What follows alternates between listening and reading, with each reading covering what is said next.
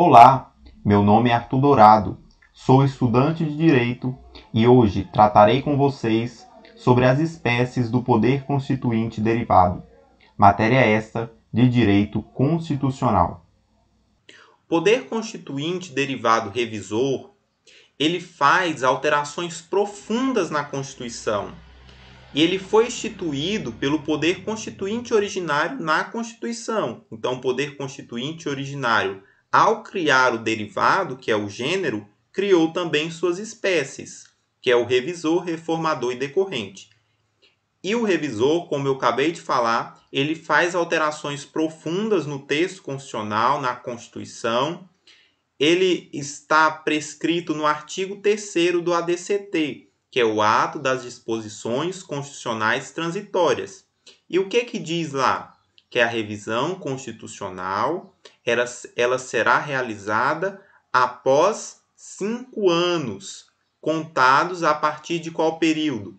Da promulgação da Constituição pelo voto da maioria absoluta dos membros do Congresso Nacional em sessão unicameral. Então lembra, nós sabemos aí que existe um fator limitante, que é o tempo, ou seja, a revisão constitucional ela deve ser feita após 5 anos da promulgação da Constituição. Arthur, e após 6 anos pode? Não pode, porque o constituinte originário diz que a revisão tem que ser feita após 5 anos da promulgação da Constituição. Não confundam promulgação com publicação. E esta revisão, ela só pode ser feita apenas uma vez. Na nossa Constituição de 1988, que é a que vigora até os dias atuais, esta revisão também foi feita após 5 anos da sua promulgação, ou seja, em 1993. Já o poder constituinte derivado reformador, ele vai modificar a Constituição através de emendas constitucionais. Lembra que eu falei para vocês que este poder constituinte derivado, ele é limitado? Pois é. O reformador encontra vários limites.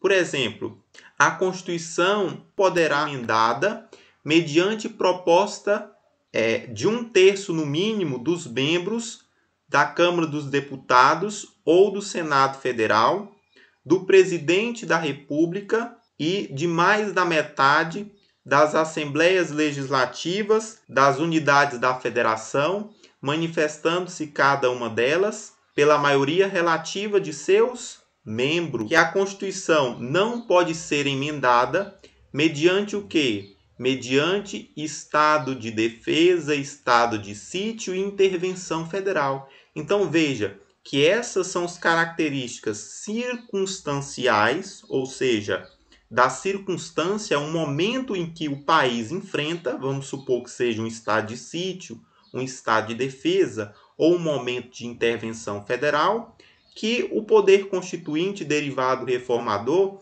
ele não pode alterar a Constituição nessas circunstâncias. O artigo 60, inciso 2, diz o seguinte, vamos lê-lo? A proposta será discutida e votada em cada casa do Congresso Nacional em 2 turnos, considerando-se aprovada se obtiver em ambos 3/5 dos votos dos respectivos membros. Ou seja, para que uma emenda constitucional seja aprovada, o que acontece? Primeiro, ela é uma PEC, ou seja, um projeto de emenda constitucional. Vamos supor que ele comece na Câmara dos Deputados. Então, ele começou na Câmara dos Deputados. Para que ele seja aprovado, é necessário que ocorra 2 turnos e que nesses 2 turnos ele seja aprovado em 3/5 dos membros daquela casa.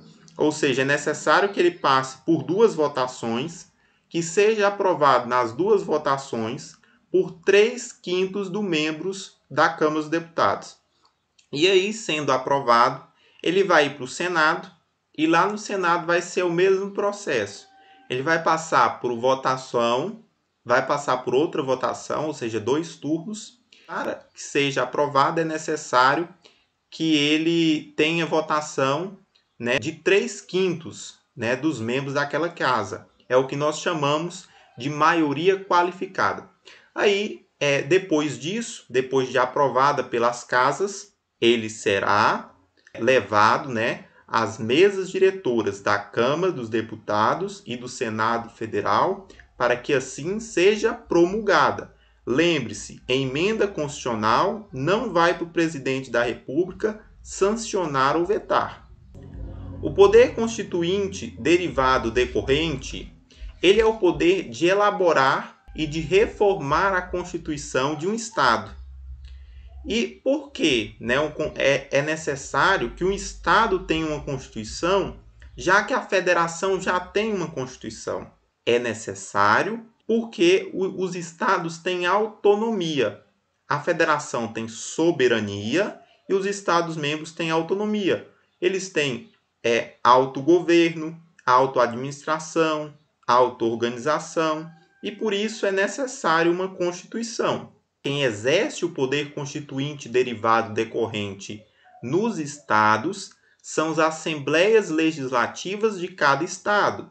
Então, por exemplo, no estado de Goiás, quem exerce a Assembleia do Estado de Goiás, na Bahia é a Assembleia Legislativa da Bahia, né, que cria a Constituição da Bahia. Aqui no estado de Goiás é o estado de Goiás, obviamente, que cria sua própria Constituição. Enfim, então é dessa forma que vai funcionar. E o que o ADCT, o artigo 11, vai dizer? Que cada Assembleia ela deve criar essa Constituição estadual após 1 ano da promulgação da Constituição Federal e que essa Constituição estadual ela deve respeitar os princípios constitucionais. Então, isso é o que o ADCT, em seu artigo 11, diz. Aí muitos se perguntam, Arthur, nós temos 26 estados, mas nós também temos o Distrito Federal. Gente, no Distrito Federal, o Distrito Federal não tem Assembleia Legislativa. O que lá tem é uma Câmara Legislativa. Lá no DF não tem Constituição do Distrito Federal, não tem. Lá tem lei orgânica. Só que o que acontece?